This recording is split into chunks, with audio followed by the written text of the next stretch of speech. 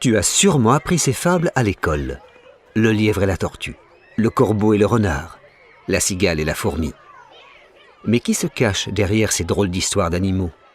Tu vas voir, ce fameux Jean de La Fontaine, sous ses airs de courtisan, est un peu rebelle. Il est né en 1621 dans une famille bourgeoise. Son père est à la fois conseiller du roi et maître des eaux et forêts, chargé de surveiller et de réguler la chasse et la pêche sur le domaine royal. Jean grandit dans un confortable hôtel particulier avec son frère et sa sœur qu'il adore. Jean a la chance de faire des études, ce qui n'est pas fréquent à l'époque. On le dit fainéant. Pourtant, dès l'adolescence, il fait preuve d'une surprenante soif de connaissances. Curieux, il apprend le latin et lit tous les livres qui lui passent sous la main. Ses préférés sont ceux de Rabelais avec ses récits de géants.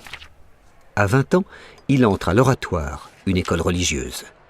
Il fait aussi des études de droit, mais ni la robe d'avocat ni la soutane de prêtre ne l'attirent vraiment. Dès qu'il a du temps libre, il rejoint ses amis, les chevaliers de la Table Ronde, un cercle de jeunes poètes épris de liberté.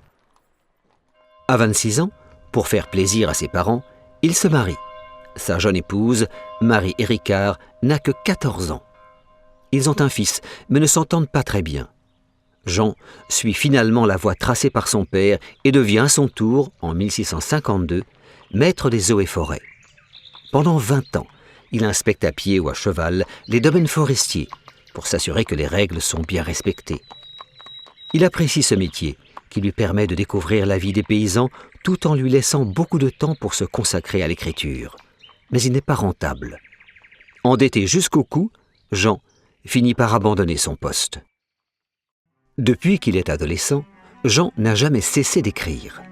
En 1654, il publie son premier livre, une adaptation d'un texte de Terence intitulé L'Eunuque.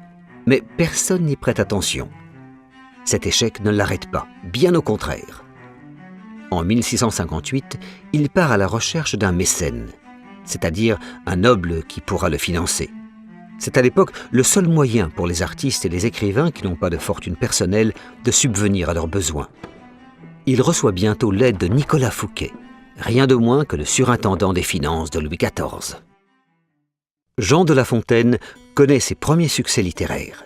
Ce sont des longs poèmes, Adonis et le songe de veau, écrits pour son nouveau mécène. Malheureusement, il ne profite pas longtemps des faveurs du surintendant. En 1661, Fouquet est accusé de détourner l'argent du roi. Il est aussitôt arrêté et jeté en prison. Le poète essaie de le défendre, mais en vain. Il a perdu son protecteur. Pire, en prenant sa défense, il s'est opposé au pouvoir royal, dont il ne récupérera jamais les faveurs. Que va-t-il devenir ? Il est alors soutenu par des dames de la noblesse qui s'intéressent à son art. Désormais sous la protection des duchesses de Bouillon et d'Orléans, Jean publie entre 1664 et 1667 des contes et des nouvelles. Puis, l'année suivante, ses premières fables. Ces petites histoires mettent en scène des animaux pour représenter des traits de caractère humain. Par exemple, le renard est rusé, le loup méchant, l'agneau naïf. Les fables de La Fontaine sont écrites en vers. Toutes les phrases ont le même nombre de syllabes et finissent par le même son que la précédente. On dit qu'elles riment. Sous leur apparente simplicité, chacune d'elles cache un message, une vérité générale sur la société que l'on appelle une morale. Publiée en 1668, Le corbeau et le renard est peut-être la fable la plus célèbre de Jean de La Fontaine. Elle raconte l'histoire d'un corbeau qui se laisse berner par un renard. Encouragé par les compliments de ce dernier, l'oiseau ouvre son bec pour chanter et lâche le morceau de fromage qu'il tenait, au grand plaisir du renard qui s'en empare et le dévore. Tout flatteur vit aux dépens de celui qui l'écoute, conclut l'auteur. À travers ces deux animaux, il se moque des courtisans, ceux qui utilisent l'art de la flatterie pour obtenir des faveurs ou gagner une meilleure place à la cour du roi. La même année, paraît La cigale et la fourmi.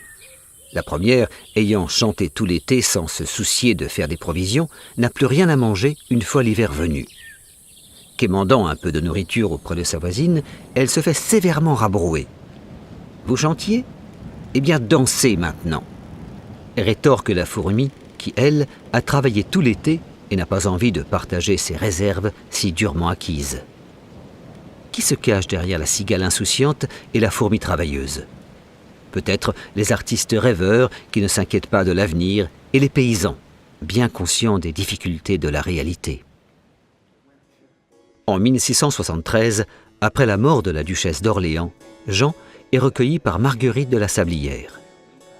Sa nouvelle protectrice tient un salon où il croise les plus grands intellectuels de son temps, comme Molière, Racine ou Boileau. Entouré d'amis cultivés, de voyageurs et de philosophes, l'auteur écrit des contes et des livrets d'opéra, Daphné, l'Astrée, mais continue bien sûr à imaginer des fables qui lui permettent de critiquer de plus en plus ouvertement la société. En effet, derrière les animaux ne se cachent plus seulement des traits de caractère, mais des personnages réels. Le roi lui-même n'est pas épargné. Son amie, Madame de la Sablière, meurt à son tour en 1693. Jean, qui manque cruellement d'argent, traverse alors une période difficile. Il continue à écrire, mais il vieillit et tombe malade. Il meurt à Paris en 1695 et repose désormais au cimetière du Père-Lachaise, auprès d'autres grandes figures de l'histoire. Jean de La Fontaine aura écrit en tout plus de 240 fables. Grâce à lui, ce genre littéraire a retrouvé ses lettres de noblesse. Aujourd'hui, les écoliers francophones apprennent tous au moins une fable de La Fontaine.